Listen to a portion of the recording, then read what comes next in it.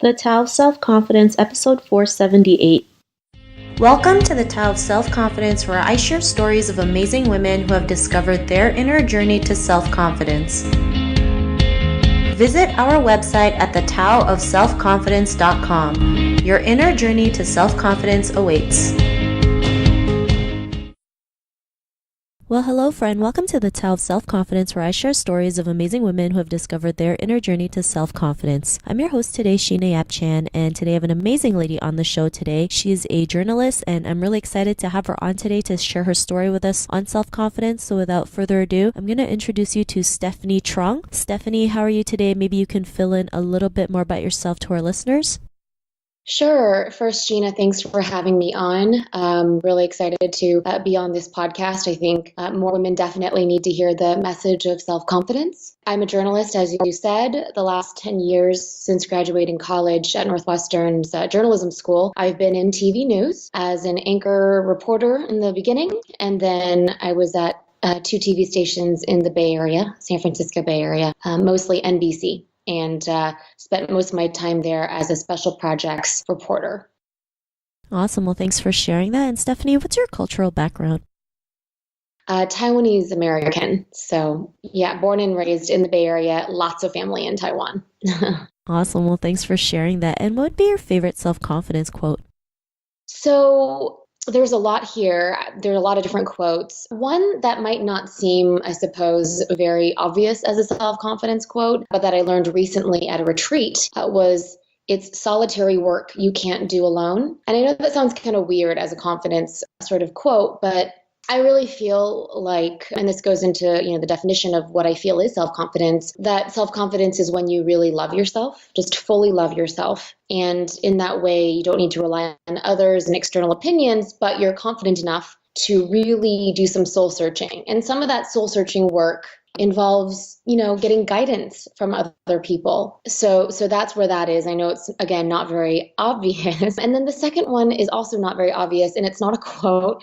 I won't read the whole thing. I just want to throw out for anyone who's interested to check out Rumi's poem, The Guest House, which is such a great piece of writing that talks about really acknowledging everything in your life, all that you're feeling, even the bad emotions, and just sort of surrendering yourself to what is and believing in the process. So I hope that doesn't sound cryptic or anything, but it's a poem, so I'm not going to read it. But again, it's by Rumi, and it's called The Guest House. And then I don't know if maybe I'll just segue into, the self-confidence definition because we're talking about it. But, we're human. It's a continuous process, the self-confidence. But you can reach a level of self-love where you appreciate other people's joys and successes and really, truly feel it. And I feel that is when you've attained true self-confidence. And I think most of us understand the difference between confidence and cockiness. But for me, the latter can be mistaken for confidence, but it's actually a lack of confidence. It's like you're demanding respect instead of commanding it. When you're confident, you can naturally be you. And it's about humility. And, she and I talked about this with you very briefly, but something that has really jarred me and awoken my true journey to self-confidence was actually after these 10 years of being a TV news reporter. Being a reporter, especially because it's the TV news medium, broadcast medium, there is an image that I'm projecting. And it was something that I had to really live, beyond work. I was emceeing events. I'm considered a community, sort of not figure, but a local, just personality. So it was very, very externally based. Then I was already sort of going through my own little journey when in December of 2016, I was actually diagnosed with non-Hodgkin's lymphoma. Now, I want to make very clear that the cancer diagnosis does not define me. Sometimes it can feel like it does. It does not define me, but it really did shape my story. And it actually stripped me down. It exposed a lot of me. I lost my hair during chemotherapy. It's growing back now, I'm happy to report. But, this sort of level of stripping down was so foreign to me. And it actually forced me to sit still and really try and figure out who I am.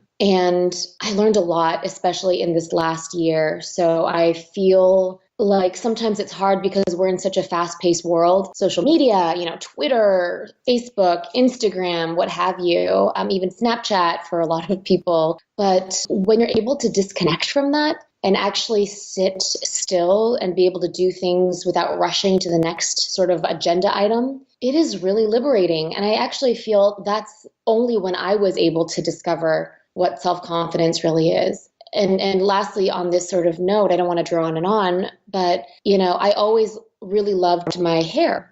Really long hair, always had it. Very sort of an, symbol of femininity, I would say, for a lot of people. So when I lost it, it was hard for me to sort of redefine what I thought was beautiful, at least for me. I mean, I could always appreciate a short cut on another woman and be like, wow, she's awesome. She can pull that off. I could never do that. In my situation, I wasn't really given a choice. And, having to work through that was actually really a lot of work, a lot of emotion. And I went to this retreat and really worked through it and now love my hair. But that journey into self-confidence isn't just summed up in a quote you hear. Sometimes I remember I'd hear a really powerful quote and be like, yeah, and feel it. And then it would subside and regular life would take over. I feel like your journey to self-confidence is just so deeply rooted inside of you, requires a lot of introspection, acceptance of humility. It's a lot. It's a lot more powerful than I ever thought. And, again, it's a continuous process and it'll go on forever as long as I live. But I've definitely done major work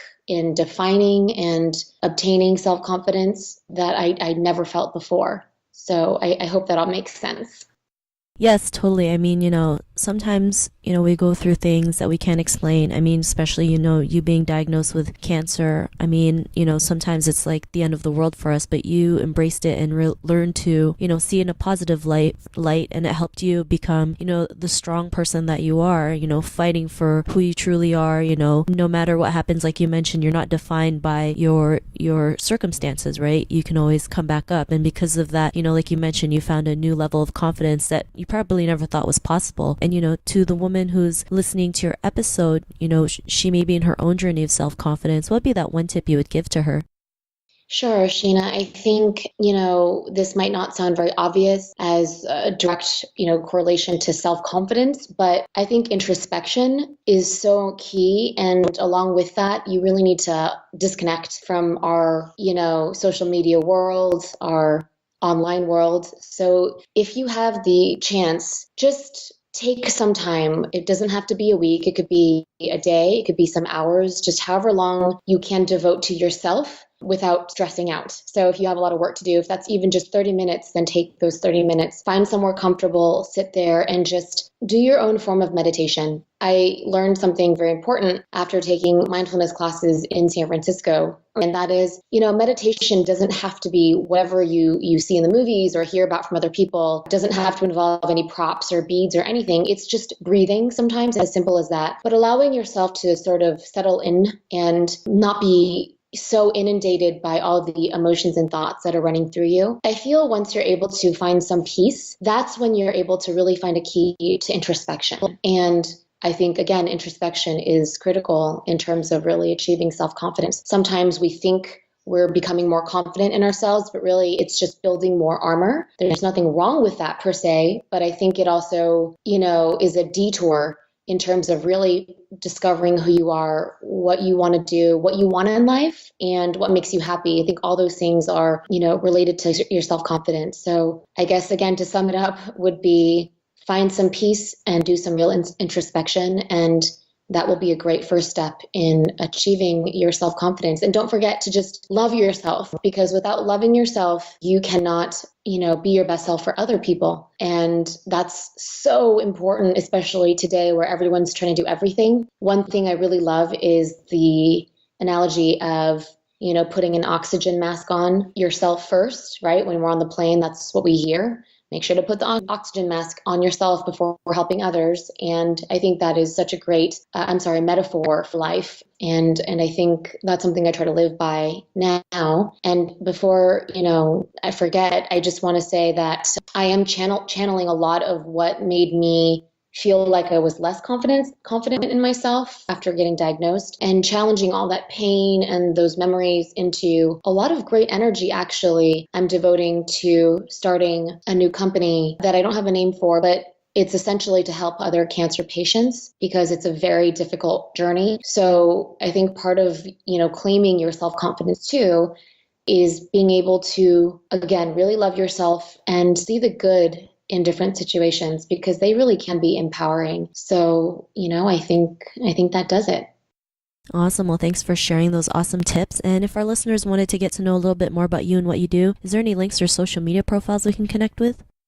Oh, absolutely. So on Facebook, I believe it's Chuang TV News. So Chuang TV News. And then Twitter would be Steph, Steph, my last name, Chuang, although I am using Twitter a lot less. The best way actually going forward, I blogged about my cancer experience on this website that I had created for it's going to be my half company, but I had actually started it before I was diagnosed, called The Refract, and that's just therefract.com. That's going to turn back into, again, I was using it temporarily as my blog, and then now it's going to go back to its original purpose of storytelling, just about people. And so if you want to connect, that's going to be sort of one of my main, sites that I focus on. So please, find me there. Awesome. Well, thanks for sharing that. And to our listeners, if you want to connect with Stephanie, you can also head on over to the selfconfidence.com and search for Stephanie's name. Her show notes will pop up along with everything else that we talked about. And I just really want to thank Stephanie for taking the time to share her story with us and tips on self-confidence. So thank you so much. Of course, Sheena. Thanks for having me on. Not a problem. It was really great having you on the show. And to our listeners, be on the lookout for another new episode of another amazing woman's journey to self-confidence. And we'll talk to you soon. Bye for now. Thank you for tuning in to another amazing episode of The Tao of Self-Confidence. Get your free audiobook by visiting our website at thetaoofselfconfidence.com. Your inner journey to self-confidence awaits.